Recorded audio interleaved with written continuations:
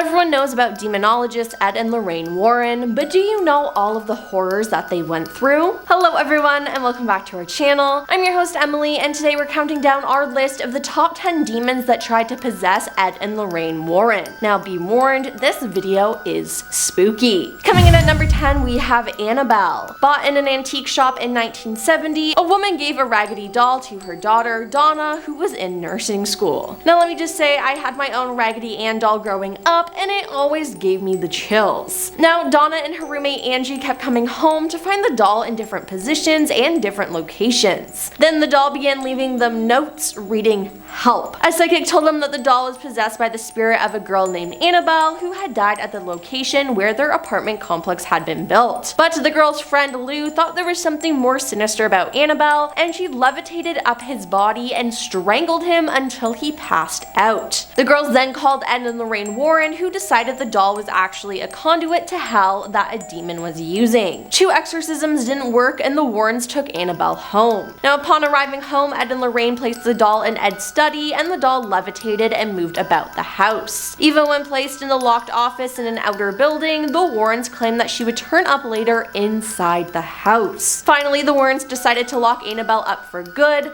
and they had a specially made glass and wood case constructed, upon which they inscribed the Lord's Prayer and St. Michael's Prayer. Then for the rest of his life, Ed would periodically say a binding prayer over the case, ensuring that the sinister spirit and doll remained good and trapped. Number 9. The Devil Made Me Do It. Ed and Lorraine Warren helped exorcise a possessed boy named David Glatzel in the early 80s. David's family had seen him being beaten and choked by invisible hands, and that red marks appeared on his neck afterward. David had started to growl, hiss, speak in otherworldly voices, and recite passages from the Bible as well. Now they did many exorcisms on David, and Lorraine said that David levitated, ceased breathing for a time, and even demonstrated the supernatural ability of precognition. Now during his exorcisms, there was also a rocking chair in the room that would allegedly rock on its own, levitate, and even vanish and reappear. David and Lorraine also claimed to have seen the devil sitting in it. Then David's older sister's boyfriend, Arnie, then coerced one of the demons to possess him while participating in David's exorcisms. Afterwards, Arnie's personality changed, and he would fall into a trance-like state where he would growl and hallucinate, but later have no memory of it. Then one day, after his and his girlfriend Debbie's landlord was drunk and misbehaving, Ernie ended his life. The day after the incident, Lorraine informed the Brookfield police that Ernie was possessed when the crime was committed. The case then went to trial, where Ernie's defense was demonic possession and that the devil made me do it. Number 8. The Enfield poltergeist. The Enfield poltergeist was a claim of supernatural activity in Enfield, London between 1977 and 1979. The poltergeist activity centered around 2 young sisters, Janet and Margaret Hodgson. In August 1977, single-parent Peggy Hodgson called the Metropolitan Police to her rented home, claiming she had witnessed furniture moving and that 2 of her 4 children heard knocking sounds in the walls. Later claims included disembodied voices, loud noises, thrown toys, overturned chairs, and children levitating. Over a period of 18 months, more than 30 people, including the Hodgson's neighbors, paranormal investigators, and journalists, say they variously saw heavy furniture moving on its own accord, objects being thrown across the room, and the sisters seeming to levitate several feet off the ground. Many have also recorded knocking noises and a gruff voice. Now, Ed and Lorraine Warren went to investigate in 1978 and were convinced that the events had a supernatural explanation. It was during this time that the house of the supposed poltergeist started speaking through Janet. The young girl would often go in a trance-like state where she would speak in a deep, scratchy voice, claiming to be the ghost of a man named Bill Wilkins who had died in the house years before. Now, one of the interactions of Janet levitating was actually caught on camera. Number 7. The Snedeker house. It's important to note that the Snedeker house used to be a former funeral home, so of course it was haunted. The Warrens arrived at the house in 1986 to conduct their investigation. While there, the couple proclaimed that the house was infested with demons. The story begins with Carmen and Alan Snedeker, their 3 sons, their daughter, and 2 nieces moving into a home in Southington, Connecticut. Strange happenings of the house started off fairly innocent, with the mother noticing items around the house going missing. Then the children started talking about seeing strange people in their home, more specifically a man with long black hair. Then the eldest son had a drastic personality change that included violent outbursts. He attacked family members out of nowhere and didn't seem like himself. Now doctors diagnosed him with schizophrenia schizophrenia, but the family was not convinced. They believed that his strange and terrifying behavior was the result of the environment and the ghost in the home. Ed and Lorraine spent weeks in the home to get the full demonic experience, and after their investigation they declared that the morticians that had worked in the home when it was a funeral parlor practiced necromancy and had infused the home with a deep evil. The Warrens performed an exorcism on the home to rid of the evil and make it safe for the family to return. Number 6. The demonic werewolf. This account is based on a story of Bill Ramsey, a real werewolf in London.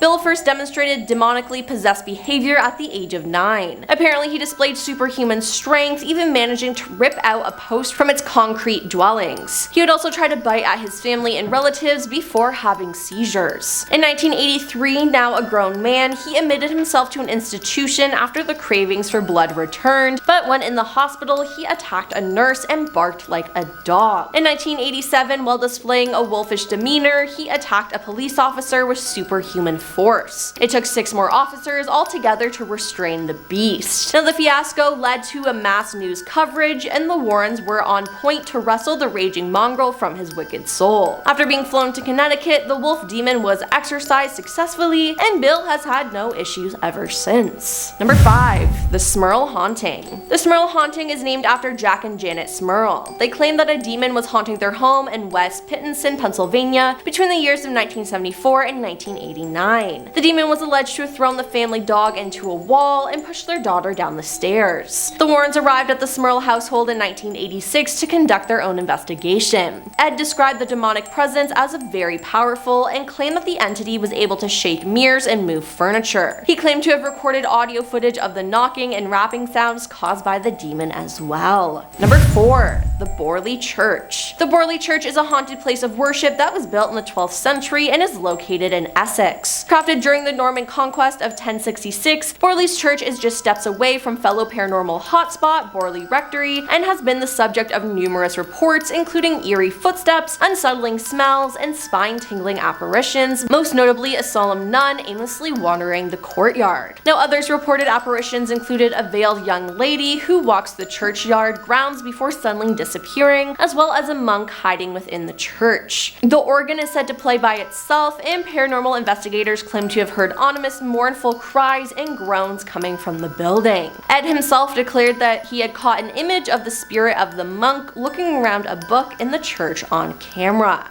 Number 3. Amityville. One of the most famous haunted houses in the United States is the Dutch colonial house at 112 Ocean Avenue in Amityville, New York. The haunting stems from the night of November 13, 1974, when 23-year-old Ronald DeFeo ended the lives of all 6 members of his family. He was arrested, convicted, and given 6 concurrent life sentences. Then in December of 1975, George and Kathy Lutz, along with their 3 children, moved into the house and exclaimed that spooky things were happening. For example, George would wake up at 3:15 every morning, which was the approximate time that Ronald committed his crimes. Kathy said that she would feel a ghostly presence and be embraced by it, and all of this and more caused the family to flee in fear after only staying in the house for 28 days. Due to this, Ed and Lorraine visited the house and set up time-lapse infrared cameras and caught a photo of a ghost boy. Now the picture wasn't made public until 3 years later when George Lutz appeared on the Merv Griffith show in 1979. Now believers of the haunting think this is the photo of the ghost of the youngest DeFeo son, John Matthew, who was 9 at the time of the deaths. The Warrens have suggested that the house is occupied by a malevolent spirit due to its history and tried their best to cast them out. Number 2. Cindy McBain. One day, on one of the 15-year-old's many trips to the mall, Cindy McBain found a new shop called the Antique Attic. Wandering around, she was excited to find a battered old Ouija board for sale, which she bought for $5. After getting the board home, Cindy tried it out with her friend Nancy, and during the first session, the girls heard clawing coming from within Cindy's bedroom walls, which they described as sounding like something trying to be set free. The incident resulted in Nancy running from the house, but Cindy continued to experiment with the Ouija board. Soon after, her friends started to notice a big change in Cindy as she had lost her normally big appetite and she had become gaunt and dull-eyed. Even her teachers became concerned, as did her parents, who on several occasions heard strange voices coming from Cindy's bedroom. When her mother discovered the Ouija board and tried to take it, Cindy became aggressive and grasped her arm with a strong strong hand, and she later reported feeling afraid of her own daughter. As things escalated, the clawing sound was heard throughout the whole house. Cindy quit school and became a virtual stranger to her family. She eventually became violent, at one point attacking her father and slamming his head into a wall. After this, Cindy was hospitalized and the Warrens were called in. The climax of the case took place at Cindy's hospital bed, and after coming to the conclusion that Cindy was a victim of demonic infestation, the Warrens called in Father Elmy, who noted that Cindy reacted violently to a crucifix. Then, over the next 18 hours, the priest conducted an exorcism. And coming in at number 1 is the Conjuring House. Originally called the Arnold Estate, this house came filled with horrors. In January 1971, the Perron family, Roger, Carolyn, and their 5 daughters, Andrea, Nancy, Christine, Cindy, and April, moved into a farmhouse. Not long after moving in, the family reportedly experienced all manners of paranormal activity, from apparitions to physical attacks by unseen hands. Now, the most frequent apparition was one of a woman with a broken neck who came to be popularized as Bathsheba Sherman. Now, it turns out that there actually was a real person named Bathsheba Sherman who lived on the Perrons' property in the mid-1800s. She was rumored to be a Satanist, and there was evidence that she had been involved in the death of a neighborhood child, though no trial ever took place. Now, the Perrons believed that it was Bathsheba's spirit that was tormenting them. Paranormal investigators Ed and Lorraine inserted themselves into the family's alleged experiences, making the case famous via their lectures and eventually the Conjuring film. Now, the Perron family claimed that paranormal experiences went on for almost 10 years until the family had abandoned the house in 1980. Well, that's all for our list of the top 10 demons that tried to possess Ed and Lorraine Warren. Do you think your house is haunted? Let us know about it in the comments down below, and hey, why not like and subscribe while you're down there. I'm your host Emily, and we'll see you next time.